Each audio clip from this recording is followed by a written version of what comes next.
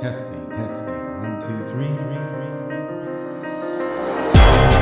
T-minus 25 seconds and counting. And Apollo 13 is a go. T-minus 20 seconds. T-minus 20 seconds and counting. 17. Guidance system release. 16, 14, 13, 12, 11, 10, 9, 8. Ignition sequence has started. 6, 5, 4, 3, 1, 0. We have commit. We have liftoff. The Backflick Cinema podcast has liftoff. I'm your host Zoe, that's Z-O or Z-O, if you're outside of the U.S., taking a look back at the movies of yesteryear. It's the 112th episode. Thank you for downloading and streaming. We really appreciate it. Me and my son Zach watched movies that I loved when I was growing up in the 70s, 80s, and the 90s, movies Zach never saw before. And I'll tell you why we love them and bring you that sweet, juicy trivia. If you like what you're about to hear, then tell your neighbors, tell your siblings, tell your parents, tell your cousins, tell your friendly neighborhood astronaut that you've been listening to Backflick Cinema, the podcast. Now, I've always loved space travel, astrophysics, and that led me to gravitate towards sci-fi stories because I'm not smart enough to be an astronaut or to work in the astrophysics field. My math scores just weren't there. So I loved sci-fi, I gravitate towards Star Wars, Star Trek, Battlestar Galactica, all of these things that deal with space travel. I tend to check them out, whether it's based on science fiction or if it's based on real life. And what we're about to go over now is a real life story, events that happen in the history of space travel. Now, the thing is, what's interesting about this story is that I never knew about it before this movie came about. You see, they tell you about Sputnik, the first artificial satellite, or Yuri Gagarin. He's the first person in space aboard the Vostok 1, or Neil Armstrong, the first person to walk on the moon on the Apollo 11 mission. They tell you about all these great accomplishments that they don't tell you about the Apollo 1 fire that killed astronauts Gus Grissom, Ed White, or Roger B. Chaffee. And they don't tell you about the events that this movie covers. They don't tell you about Apollo 13. So, transitioning to the opening credits, let's talk about this great movie, Apollo 13. Based on the true events of the tragic and triumphant mission of the Apollo 13 space mission, astronauts Jim Lovell, Fred Haise, and Jack Swigert are on what had become regarded as a routine flight to the moon, even though there had only been 2 successful manned moon landing missions prior. This mission turned out to be anything but routine, as an explosion crippled the fragile craft, and the hopeful moon landing transformed into a desperate and improbable gamble to safely return the brave spacemen back to Earth. Released June 30th, 1995, produced by Universal Pictures and Imagine Entertainment. It grossed over $173 million in the US and Canada and over $355 million worldwide on a $52 million budget, and it had great reviews. This movie was a major success, and if you've seen the movie, you saw why. You saw why this was such a huge hit that was well loved worldwide. This movie stars Tom Hanks as Jim Lovell. You'll be able to see him soon in Asteroid City. I'm sure you've seen the trailer for it. It's in post-production. And there's also a movie that he's scheduled to appear in called Here, and that's in production right now. You may have recently seen him in Elvis, or you might be watching him right now in A Man Called Otto. This man is a prolific actor. He's constantly choosing some of the most interesting projects. He's come to be known as America's dad. I don't know why, but that seems to be the overall sentiment. He's no scandal about himself, it seems, has dogged him. So that's an interesting prospect about him as a person and him choosing some very interesting roles. He's played many true life characters or characters that could have been real life characters. So I think that lends to his authenticity. He's had an incredible journey from being a comedian to a comedic actor to like taking on some very serious roles. So after Tom Hanks, there's Bill Paxton. He plays Fred Haise. He's been in Aliens, Twister, and Predator 2, 3 of my favorite movies. Up next is Kevin Bacon. He plays Jack Swigert. You've probably seen him in Footloose, Hollow Man, the Guardians of the Galaxy Holiday Special. That is when I last seen him, in that movie or that television special. And he played himself, just a genuine actor. He's had some incredible roles. Gary Sinise, he plays Ken Mattingly. You probably know him from Forrest Gump or Imposter or Reindeer Games. Now, to be totally honest, you probably only know him from Forrest Gump, or you've probably seen, I guess he's in CSI or something like that. I can't remember. I know he's been on TV, but maybe not so much Imposter or Reindeer Games, since both of those movies, they flopped hard, which is weird because I actually like those movies, but they flopped super hard. Up next is Ed Harris. He plays Gene Kranz. You've probably seen him on The Truman Show, The Rock, or The Abyss. All of those movies are good. Kathleen Quinlan played Marilyn Lovell. You might have seen her in Breakdown or The Doors or American Graffiti. She's managed to snag some snazzy roles. And finally, I have on this list, this movie had a lot of great actors. It had a stacked cast. And I really couldn't fit everybody in there logically. I just put in some of the most, the highest profile characters in the movie. But, and not really even all of them, but it's like, I feel like these are the people that, or these characters will be the characters that people would remember from this movie. But there's one actor who's not like, he's not one of the main characters, but he does have an important role. And the reason I like to shout him out is because of who his brother is. So Clint Howard plays Cy Liebergott, and he's one of the flight controllers. His flight control code name was EECOM White or Ecom White. I'm not sure if it's a code name, but it's part of his title or something like that. Anyways, you've probably seen Clint Howard in Far and Away, The Waterboy, or Austin Powers, International Man of Mystery. And I mentioned Clint Howard's brother is the man who directed the Clint Howard's brother is the man who directed this movie, and it's probably the reason that he's in this movie. Not that he's not a bad actor or anything like that. Clint Howard has been acting since he was a child, and he's always been good.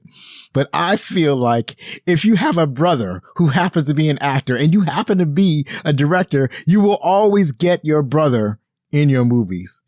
So his brother is Ron Howard, a celebrated director of Frost/Nixon, The Da Vinci Code, and I think the whole series, definitely the first movie, A Beautiful Mind and Ransom, and some other great movies. The screenplay is by William Brosley Jr. Now, this film is based on the autobiographical book Lost Moon by Jim Lovell and Jeffrey Kluger, and Broyles himself, he has written Castaway, Flags of Our Fathers, and Planet of the Apes, the 2001 version. So I know there are a lot of people, they hating on the 2001 Mark Wahlberg Planet of the Apes, but I have to admit, I kind of liked it. Anyway, moving right along, the music is by James Horner. He has 171 composer credits to his name. including The Magnificent Seven from 2016, Southpaw from 2015, Avatar, and The Mask of Zorro. So that's it for the opening credits. And if you're enjoying the show so far, remember that you can get t-shirts, hoodies, mugs, face masks, jerseys, and more at our website, backlickcinema.com/shop. And I just ordered some stuff from my shop today, and they came in, and they're looking pretty good. They're looking pretty good. If I do say so myself, I guess I have to, right? So moving right along, let's go to our next segment, our favorite parts.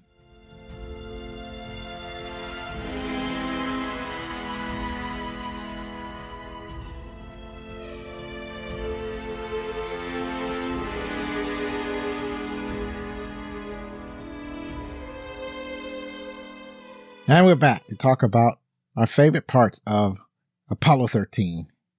Now, wow, there's so much that I could say about it. There's so much that I could talk about how much I love this movie.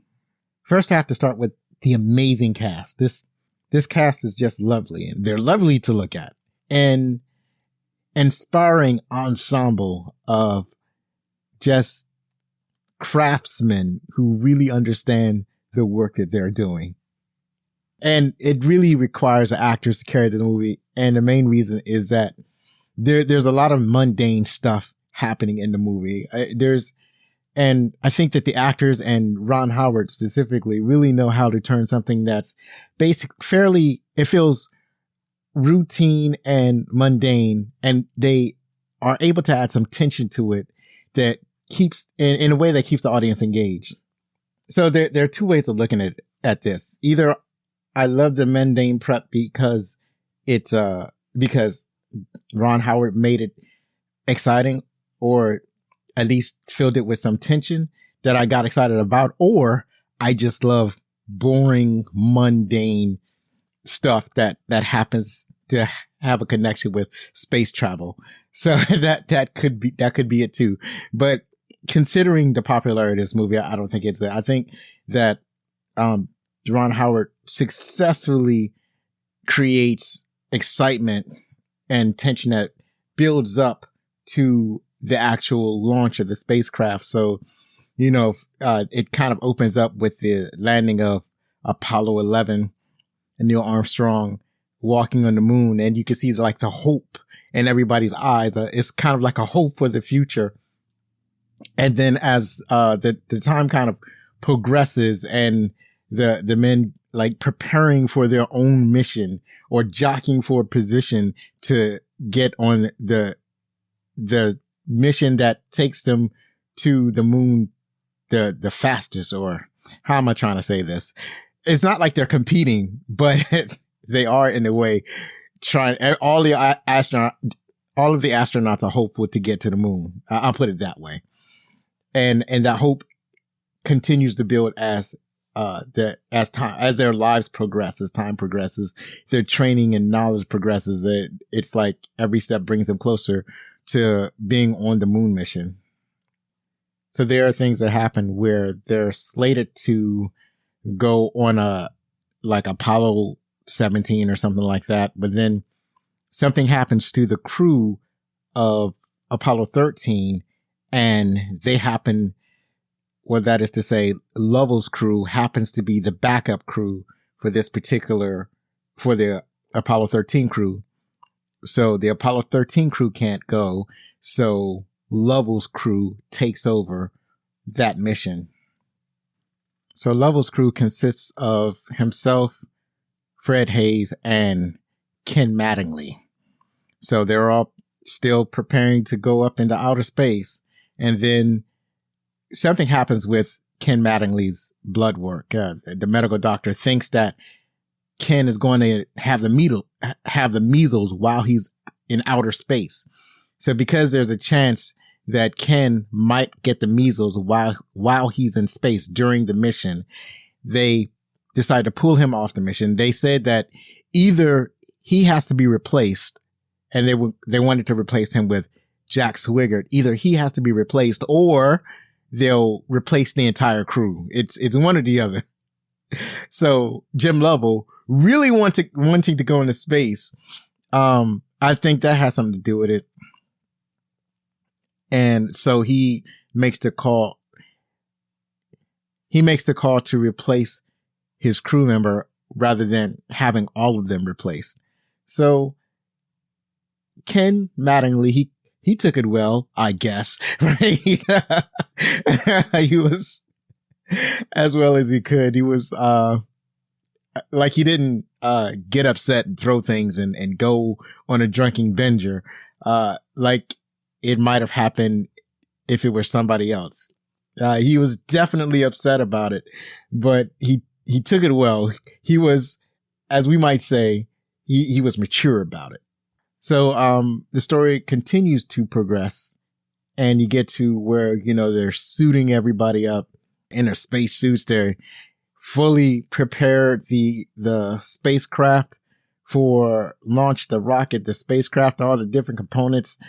And then the spacemen are like, they are sealed in their seats, where they're seat belted in their seats in the capsule.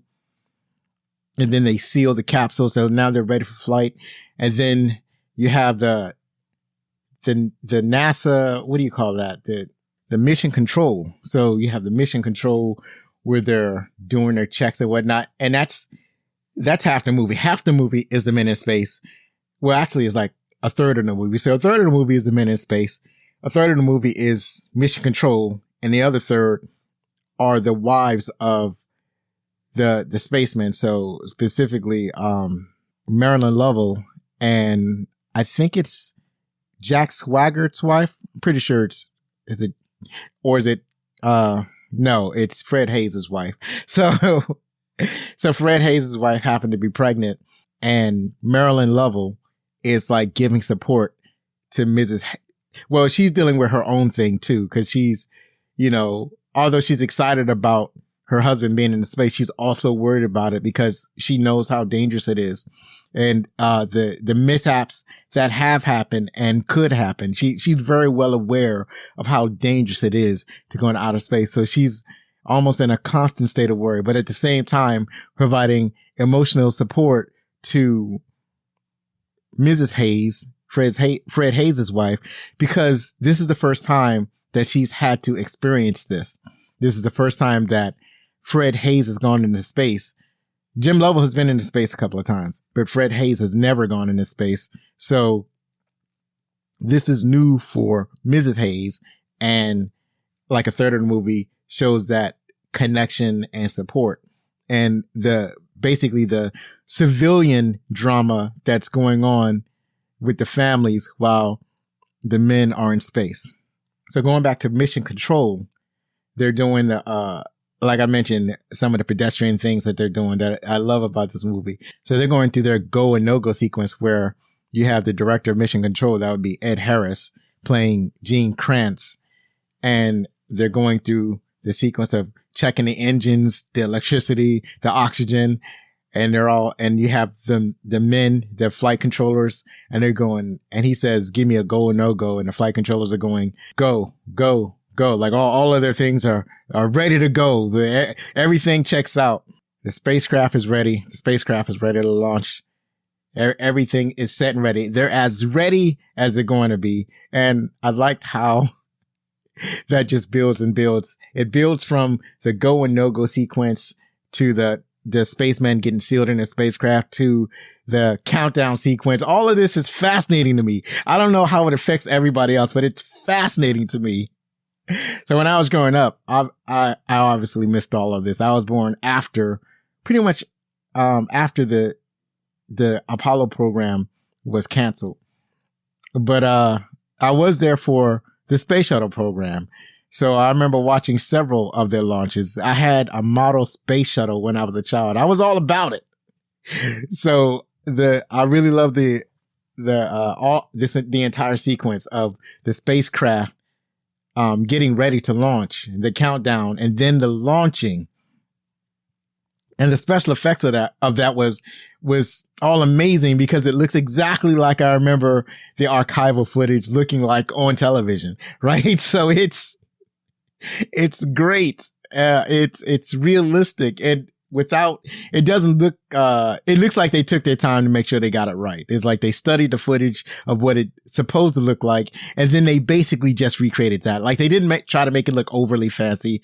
They didn't try to do it in a overly sci-fi looking way. They made the launch of the spacecraft looked from the perspective of what it probably would have looked like if you were like watching it on television, or if you were on the ground watching the spacecraft lifting off. They didn't do any, like fancy, crazy angles, to try to embellish the story, I guess. I guess that was so engendered the story, or grounded the story by not taking like fancier shots of the rocket taking off. I think that had a way of grounding the story. So basically, everything is going swimmingly, and I don't know when like after they launched, after they were out of the atmosphere, one of the engines wasn't working, so they was worried about it. There was a moment where Jim Lovell had considered aborting the mission. They were in the right place where he could have aborted the mission and basically turned the bus around. But after conferring with mission control, they're like, well, we can make certain adjustments. You can still complete the mission. And so they continued on. And then through some more, I can't remember the exact timeline, but during like routine checks of the spacecraft, one of them was like cycling the air conditioner. They had, mission control had told Jack Swigert to flip a certain switch, and that had something to do with the air recycling system. And so Jack Swigert flipped that switch. Something sparked. There was an explosion. And then that's when things stopped being okay. But I'm not exactly sure when that happened. I'm not sure if that, happened before or after the docking sequence. Maybe it was before. I'm looking at my notes. So I think they had the docking sequence first, and then they had a problem with the spacecraft. I wanted to touch on the docking sequence because it's crazy. It's something that people did in outer space that seems like it seems like it shouldn't have worked, but apparently it worked every single time. So what I'm talking about is the spacecraft is basically where the astronauts worked and operated. It was a very complex vehicle. So you had the spacecraft that was sitting atop Saturn, I think it's Saturn V. I keep saying Saturn V. Is it Saturn V or Saturn V? It's probably Saturn V. So it's a Saturn V rocket, and it is, up until a few years ago, the most powerful rocket ever built.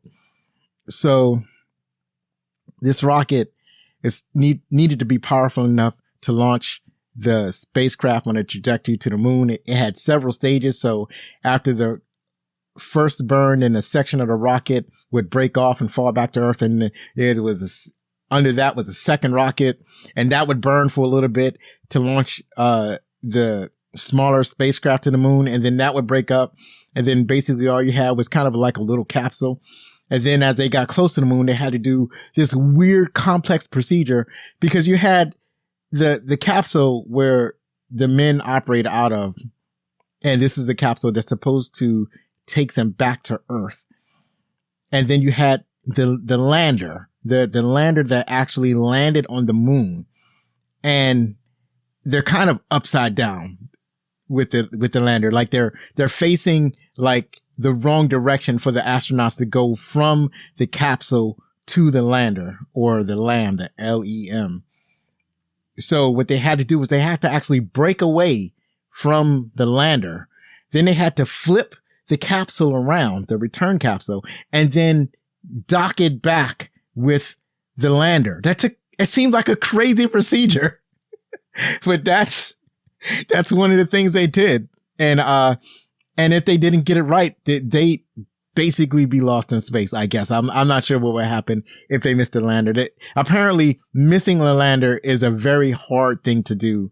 Like, you almost have to try to miss the lander. But at the same time, it doesn't seem like it should be possible or feasible, or why would anybody think of doing that? It's almost like when they thought about how to assemble the spacecraft, somebody came up and said, I don't know how we're going to do this, but I have an idea so crazy, it just might work. And apparently it worked every time. Every time they've ever tried this, it worked. So maybe it's not that hard. Anyways, that was a crazy procedure that they had to do. Undock break away from the lander, flip the spaceship around, dock back with the lander, and then continue on to the moon. And the idea was, what was supposed to happen is they would get into orbit around the moon, and they would find the target place where they're supposed to land.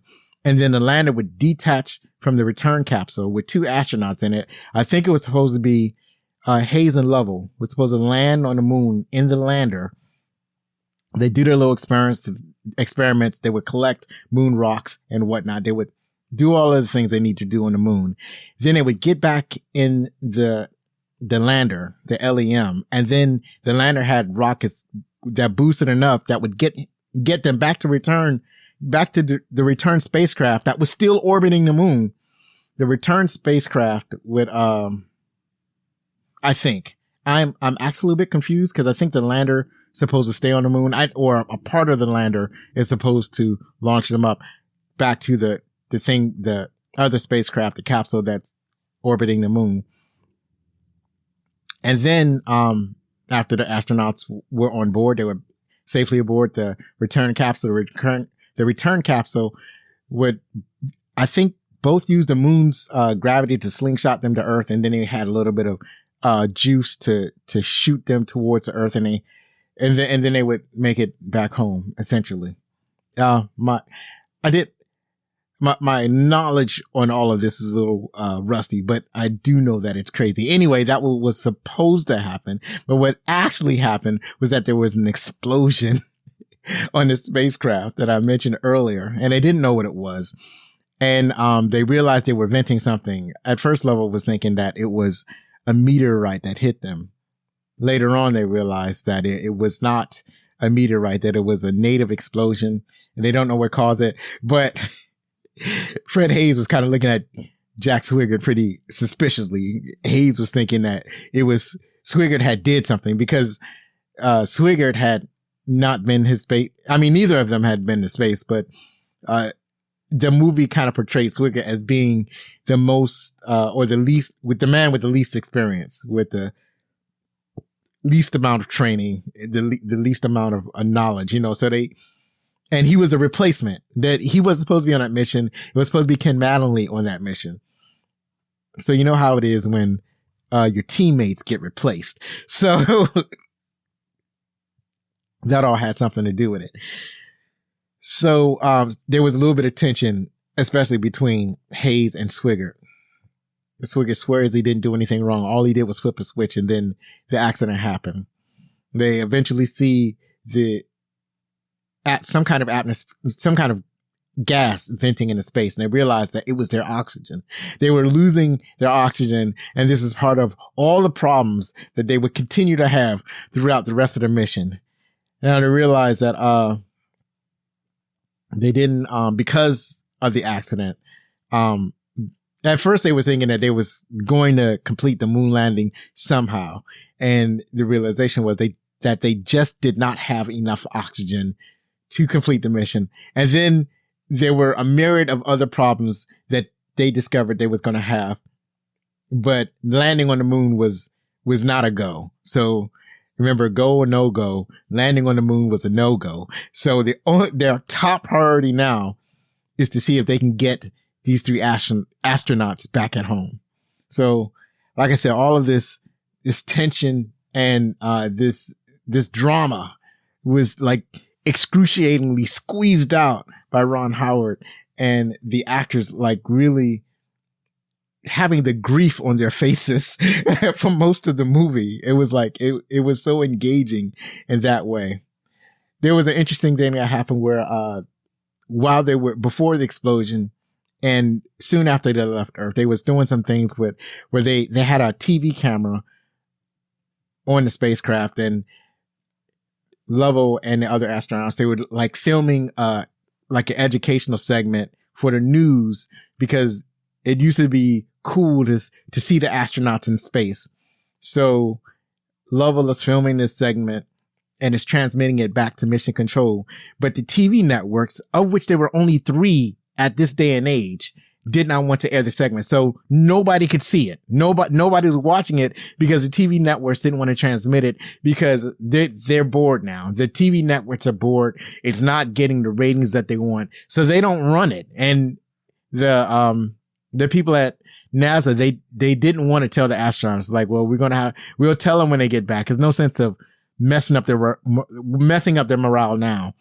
Now the families got to see it because they went to NASA. I don't know which building. I guess they were in Texas. So they went to Houston and they had a private viewing of the astronauts filming this special or this educational segment. But nobody around the world got to see it. So they weren't on TV. And that was kind of a disappointment, particularly to Jim Lovell's wife, Marilyn Lovell. I can't even say the name. Marilyn Lovell. There's too many L's. Marilyn Lovell was not all that pleased that, they didn't get that the rest of the world wasn't going to see this segment. But then after the accident, and they gotta deal with this problem. Now all of a sudden the TV networks are interested. Now that the astronauts are in mortal danger. The astronauts might die. Now all of a sudden the TV networks are all over it.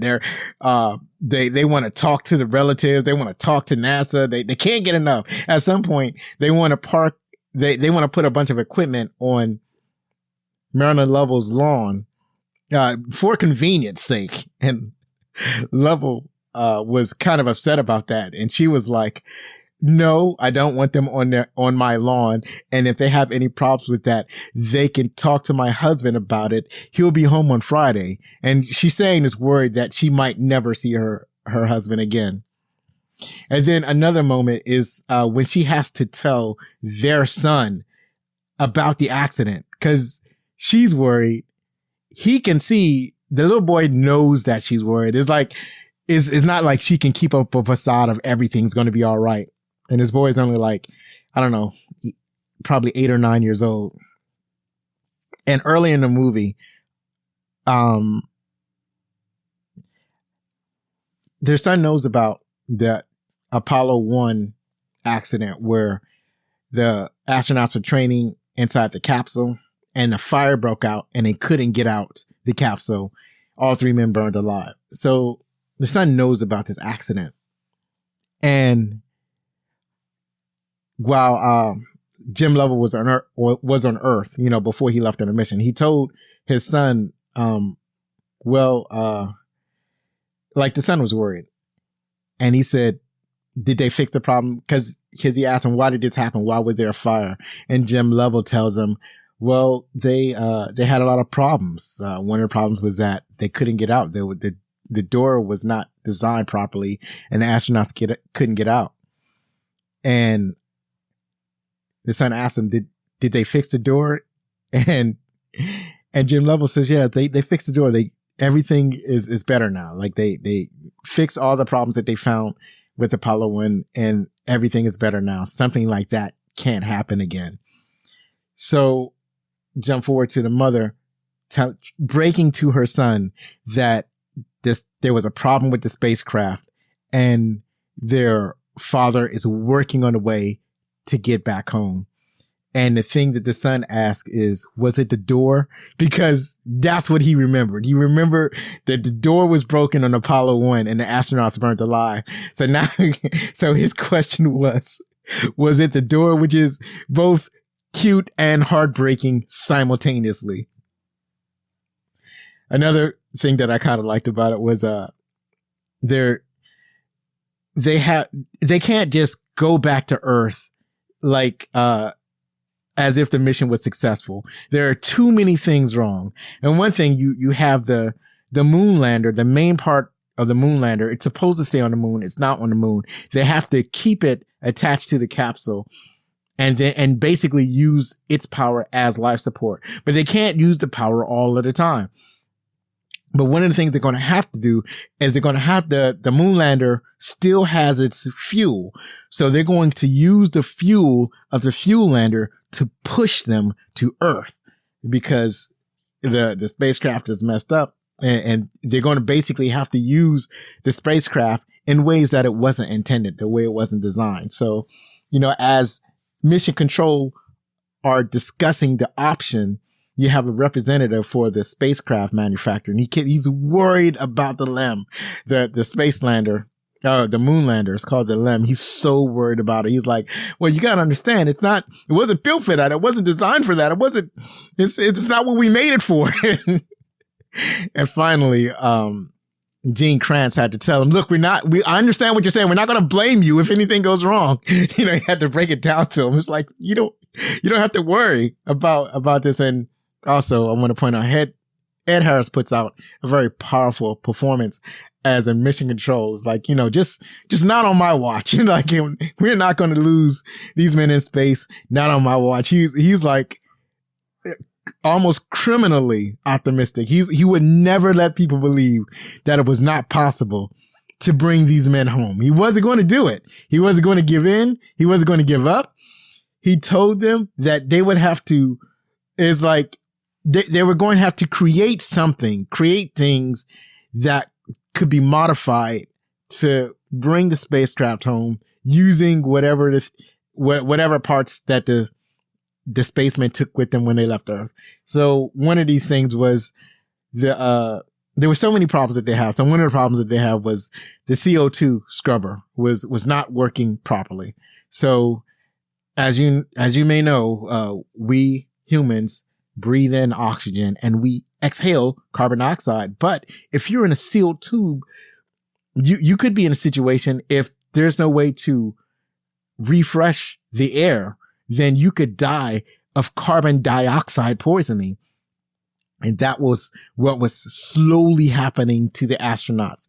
So on their spacecraft, under normal circumstances, you would have a CO2 scrubber or a carbon dioxide scrubber that would basically break up the carbon and dioxide and return oxygen to keep the astronauts from suffocating and give them more oxygen. So that's what it was for.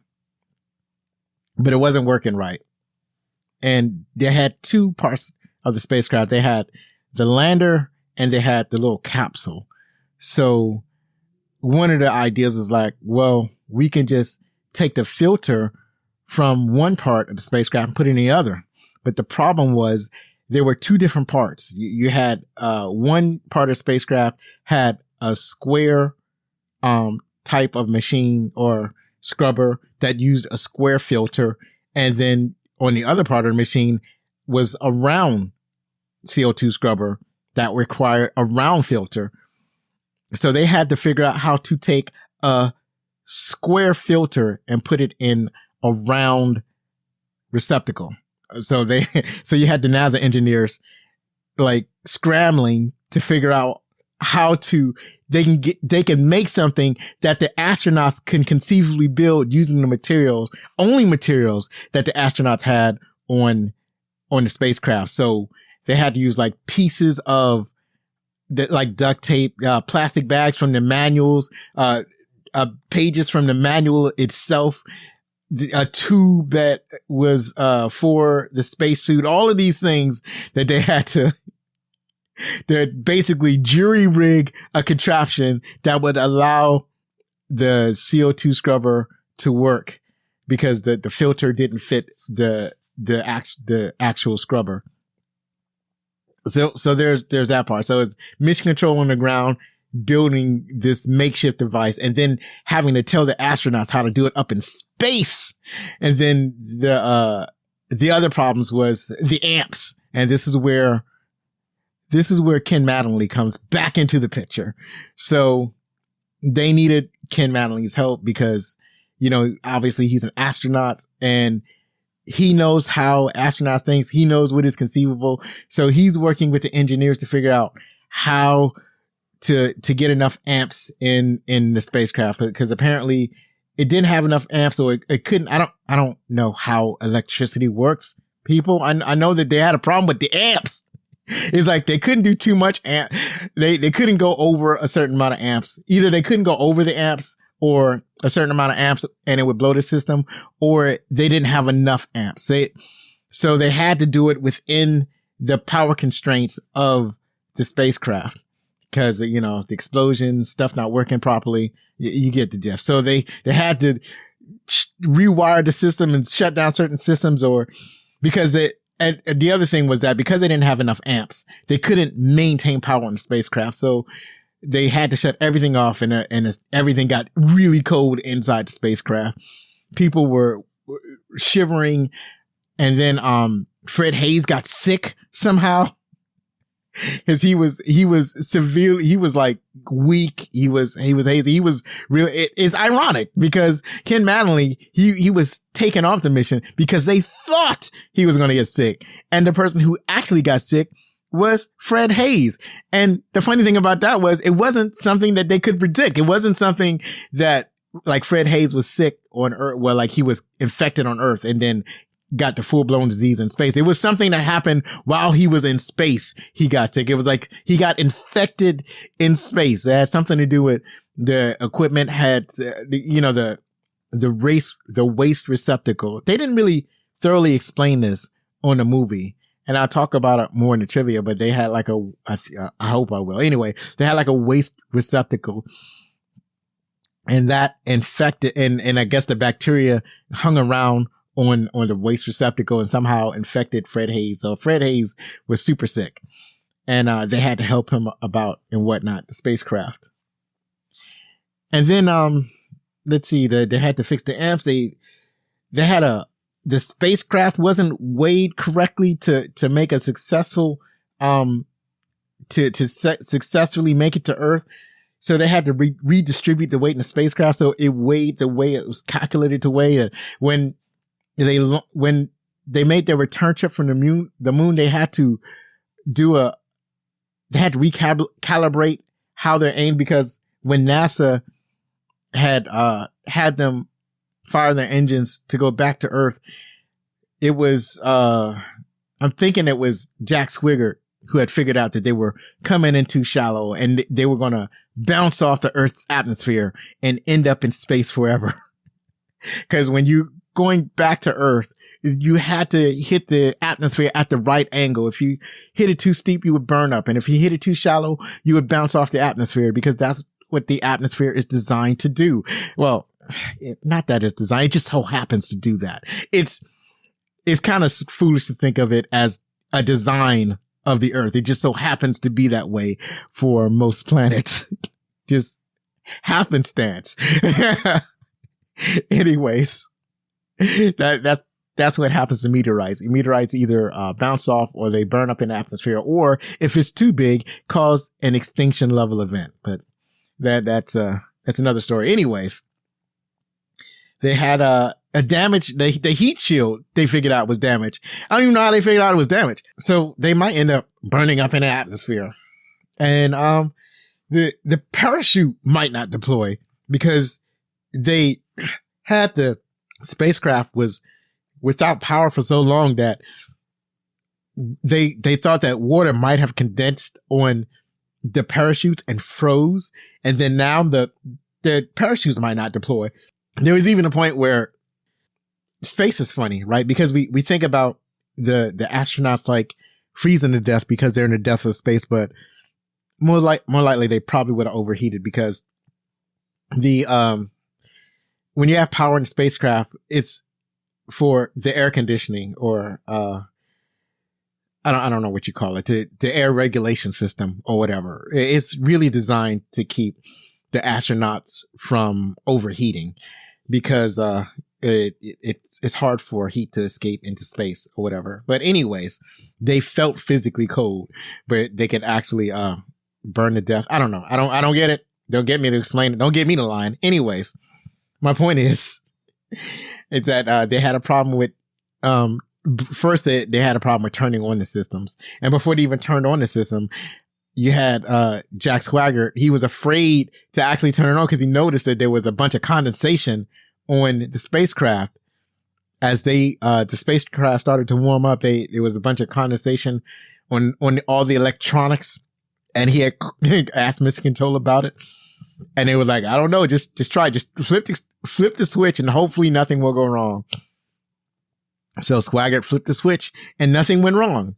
And once again, that it was tension everywhere. Tension was everywhere you turned around. So, and then the last tense moment was when the spacecraft was going to be basically blind. The NASA was going to be blind to the spacecraft for about 3 minutes. They weren't going to be able to tell if it got through the atmosphere, because they wouldn't have radio contact and they wouldn't have radar contact with the spacecraft. So for 3 minutes, they were not going to know where. If spacecraft didn't reappear in 3 minutes, then that would suggest that they had burnt up. Basically what happened, they had to detach the moon lander, and then you had the spacecraft that they were meant to have in the first place. It was basically a small teardrop escape capsule that is exactly big enough to fit three astronauts, three very fit astronauts. And so this teardrop capsule drops in space, and the heat shield is supposed to protect the astronauts from basically blowing up. And then in the atmosphere. And there's damage to the heat shield. So if it failed, then that means, no more astronauts, basically. And the only time could tell them if this happened or not. And then it's a tense moment waiting for them to regain communication. And then after the 3 minute mark, there was still no communication, and NASA would call the astronauts and they would not respond. So everybody was super worried. But then the astronauts respond to the hails, and, everybody was cheering, and then they splashed down and they were rescued by the U.S. Navy, brought them aboard, and everything was cool. And it was a feel good story because you had a space mission gone wrong. You was worried about these astronauts, but these astronauts made it home. So, yeah, it was cool. It was a cool movie. I truly enjoyed it. I haven't seen a lot of these types of movies. Yeah, I'm eager, I guess, to watch some more of these. But there aren't really a lot of space movies like this, I guess. There was one that I really liked called The Martian. That was a really cool one. That was probably one of the best movies about Mars since Total Recall, because it seems that movie about Mars is cursed, and every time they try to make a movie about Mars, it fails miserably, and it's just, Mars is just a cursed place. It's just a cursed setting for a movie. And after Total Recall, you had a bunch of movies about Mars that just didn't work. They just didn't capture the imagination. And then you had The Martian, and everything is right again. It's like they fixed the Mars problem. So that's it for talking about some of my favorite parts in the movie. And now we're going to talk about the trivia.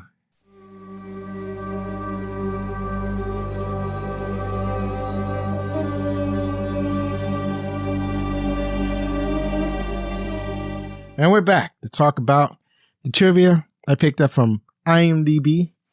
So there was a lot of interesting things that had happened. I couldn't obviously put everything that I found on IMDb, but I'll go ahead and share some of the more fascinating ones.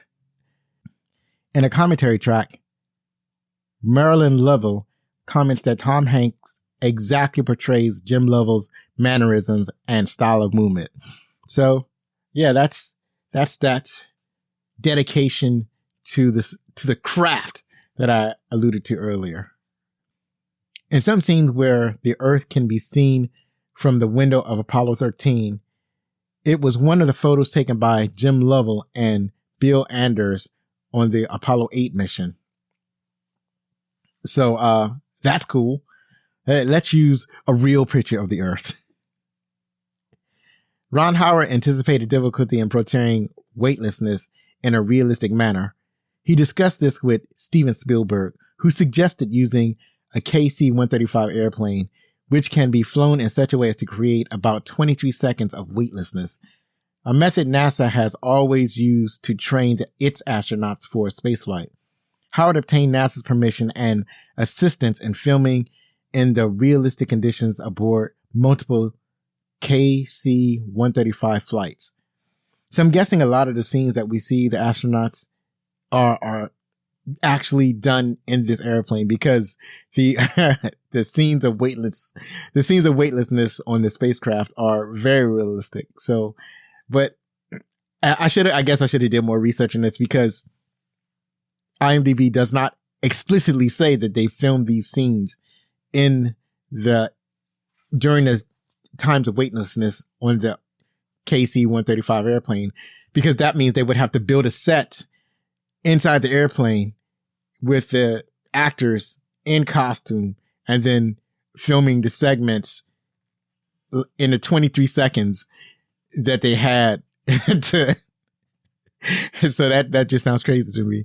But anyway, filming inside the zero gravity plane could only happen in 23-second bursts. The plane performed 612 dives, giving the filmmakers 54 minutes of footage in a weightless environment. So they definitely did some work in that area. Bill Paxton, Tom Hanks, and Kevin Bacon were all very proud of the fact that they weren't sick on the KC-135, also known as the Vomit Comet.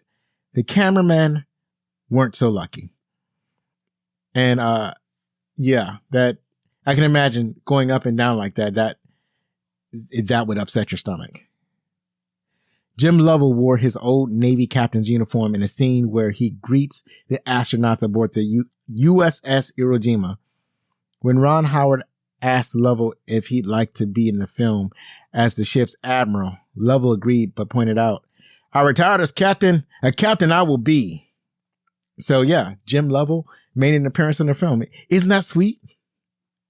Ron Howard had Walter Cronkite record new audio reports to add to Apollo 13. So that's pretty good. They used archival footage of Walter Cronkite, but they also had Walter Cronkite provide additional dialogue. So Ron Howard was going for broke on this one.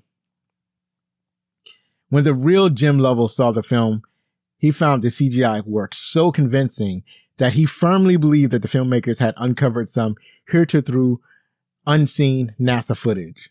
So yeah, that's what I mean by how the special effects are grounded. Is they basically use scenes that a person would have seen at that time. They didn't, like I said, they didn't try to gussy it up and make it fancy. The line that Jim Lovell asked his crewmates, quote, "Gentlemen, what are your intentions? Mine are to go home. Need some context." While Lovell actually said this, it seemed slightly forced and out of place. This was because when he said it on the mission, they were just coming out from the far side of the moon and had a critical engine burn coming up. Since it was Jack Swigert and Haise's first mission, they were taking pictures instead of preparing for the burn. That's why Lovell said the lines, adding, "If we don't get home, you won't be able to have your pictures developed." So up next, we talk about the famous line in the film, the line that everyone remembers this movie for. So this particular famous understatement was actually made twice by two astronauts. Jack Swigert said, "Okay, Houston, we've had a problem here." Mission Control said, "This is Houston. Say again, please." Then Jim Lovell said, Houston, we've had a problem." On the recording, Swigert is garbled at the beginning, while Lovell is clear. So the recording of Lovell is often heard, leading to the impression that he said it even though Swigert said it first. It's commonly misquoted as, "Houston, we've got a problem," or "Houston, we have a problem," because "we've had" implies the problem has passed. Ron Howard chose to use "we have," as in, we have a problem right now. This problem isn't past and it isn't going away. We have a problem right now, and we need some help over here.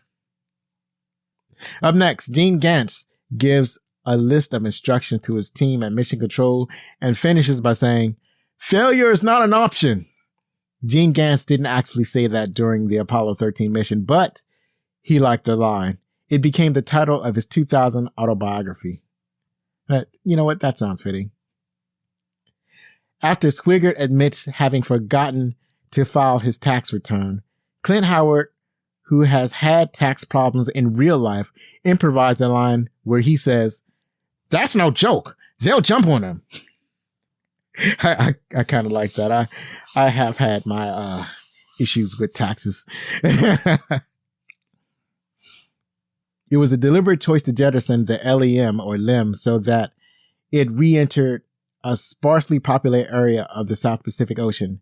The LEM had 3.5 pounds of plutonium and a radioisotope thermal generator or RTG battery for powering scientific experiments for many years after the astronauts left. This would normally be left on the moon, but the entire LEM, including the descent module, was needed as a lifeboat. The battery was designed to survive re-entry without burning up and scattering radioactive plutonium. As far as could be determined, the battery is at the bottom of the Tonga Trench and is not leaking. So, rest well, I guess. Ron Howard says he's most proud of the launch sequence. Quote, "I think as a filmmaker, that might be the most cinematic thing I've ever done." It's a spectacular sequence. In an interview, Howard revealed that some critics blasted what they perceived as a hokey Hollywood moment in the picture when Marilyn Lovell loses her wedding ring down the shower drain. The thought was that writing in that fictional moment as an omen of bad luck was overkill. However, according to the real Marilyn Lovell, it actually happened. Fortunately, she was able to eventually recover the ring. The film portrays Jack Swigert as a little wet behind the ears and potentially incapable of docking the command module with the LEM. However, Jim Lovell said in an interview that the real Swigert actually wrote the malfunction procedures for NASA command modules and therefore knew the machine incredibly well and was more than capable of piloting the mission. Additionally, Lovell said that had Swigert not been able to dock the ship, it wouldn't have meant doom for the mission, as there were two other accomplished pilots in the CM who could make another attempt at docking. Many of the actors in Mission Control were being fed lines directly from technical advisors on the set. So this is interesting. I imagine that as the actors were sitting at all of these desks, you had the Mission Control technical advisors probably crouched underneath them, feeding them their lines. Maybe it didn't happen that way, but I'm imagining it that way. Up next, Mays jokingly accuses Swigert of giving him the clap by sharing the relief tubes. Hayes' illness was in fact related to the relief tubes. The relief tubes. These are the tubes that the astronauts peed in. It was a urinary tract infection caused by his continual wearing of the condom-like sleeve needed to use the spacecraft's waste disposal system. What's interesting is that in the movie, they never actually tell why he was sick or what his disease was. We only see him getting sick, but we don't know why. It looks like he has a cold or something like that, but we don't know why he's sick. We only know that he's sick. Going through the trivia do we find out that he was sick because he had a urinary tract infection because he was using the waste disposal system or the relief tubes. So, according to astronaut Tom Jones, who was there for part of the shooting, when it was pointed out to Ron Howard that the argument between Haise and Swigert never happened and would never happen between astronauts, Howard replied, "I'm trying to show a real tense moment in the film. We can only show a sweaty forehead so many times before it loses effect." Howard's reply was laughingly accepted. Lastly, the movie's line, "Houston, we have a problem," was voted the number 50 movie quote by the American Film Institute out of 100. So that's it for all that fascinating trivia we had about Apollo 13. Up next, we find out what the critics thought. All right. The critics gave it 96% on Rotten Tomatoes. The audience score was 87%. IMDb Reviews has it at 7.7 out of 10. So the first critic we have is Kenneth Turin from the Los Angeles Times. He wrote, self-conscious about its heroism with portrayals that lean towards the glib and the professionally uplifting, the film milks our sympathies too readily to be emotionally convincing. I don't know, Ken. I was emotionally convinced, right? These men were in real perils and these events actually happened. It was, very little, it seems that there was very little artistic license that Ron Howard used. He made heavy use of NASA and the technical advisors. And I don't think NASA would be so cooperative about this movie had it not been historically accurate or as accurate as they wanted it to be. When I think about the, like when you're doing movies like this, if you could get the cooperation of the actual government agencies, like if you're doing a film about the NSA, you try to get some cooperation with the NSA so that it looks accurate. Or if you're trying to do a military movie or a movie about the Army, you try to get the Army's cooperation and to get as accurate as you can. And in this case, Ron Howard had wanted this movie to be good and he wanted it to be accurate and he wanted NASA's assistance in making the film. And obviously NASA isn't going to cooperate if the film isn't accurate. So I don't know. I don't think that, I don't think that it milks our sympathies. I think that the tension that it builds is appropriate.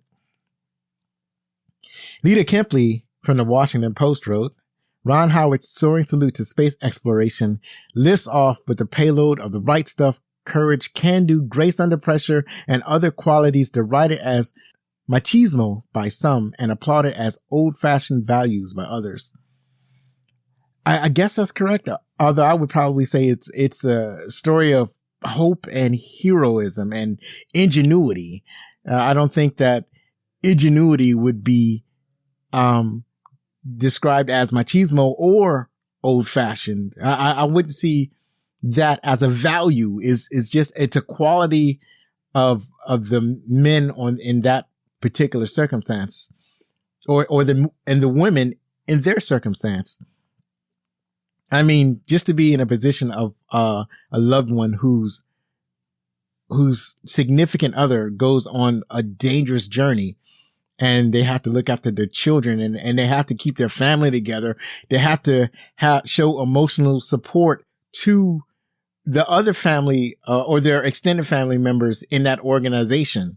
Like, I think it takes a certain amount of courage on both ends, on both the astronauts, the astronaut wife, the men at mission control.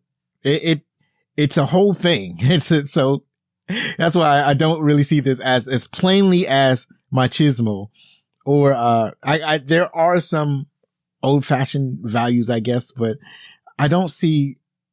I don't know if I would think of them as being old fashioned. I think they're just regular values. Up next is Rob Gonsalves from Rob's Movie Vault. He wrote, the movie is terrific on nuts and bolts stuff, but nuts and bolts aren't the same as drama.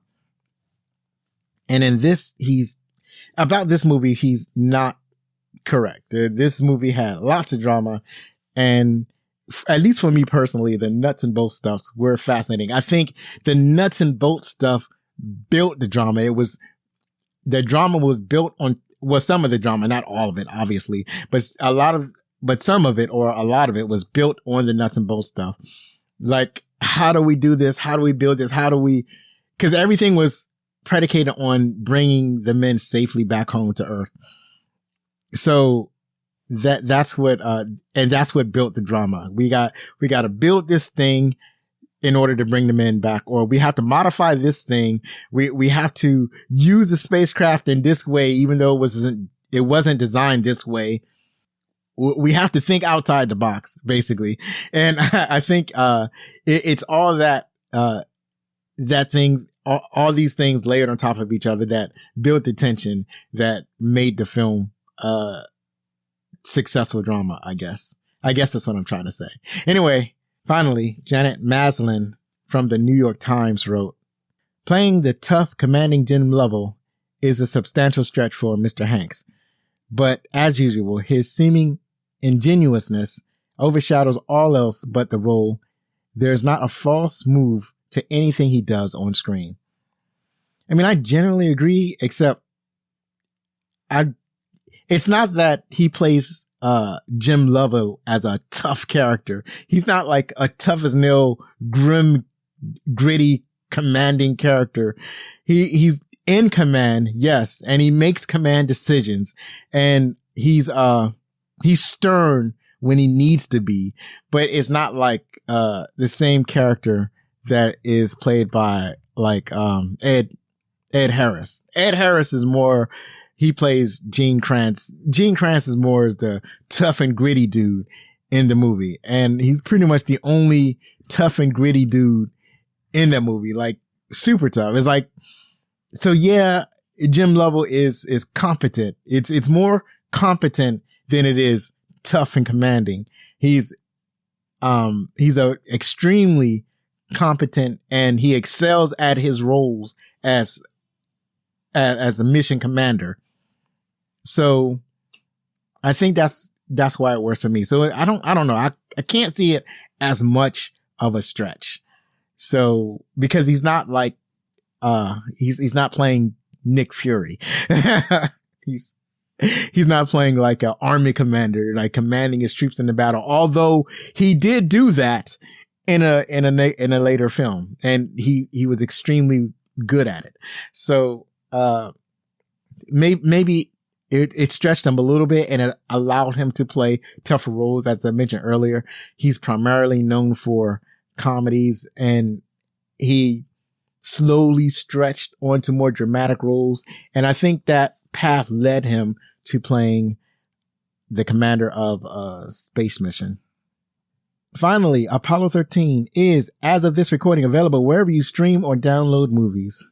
That's it for today. Next week, we have a special return visit from my friend from the Movie Lovers Unite podcast, John DeGregorio. We get to laugh at and talk about a classic comedy movie, The Jerk. Follow us on Twitter or TikTok at Backlook Cinema, or on Facebook or Instagram at Backlook Cinema Podcast. And if you're on Mastodon, at Backlook Cinema at Backlook Cinema at mstdn.party. Don't forget, you can contact us with any questions, comments, or suggestions at fanmail at backlookcinema.com. One last time, if you like this show, then please help us grow. To do this, you can subscribe to the show, rate us, write a review on Spotify, Podchaser.com, Apple Podcast, or your favorite podcast app.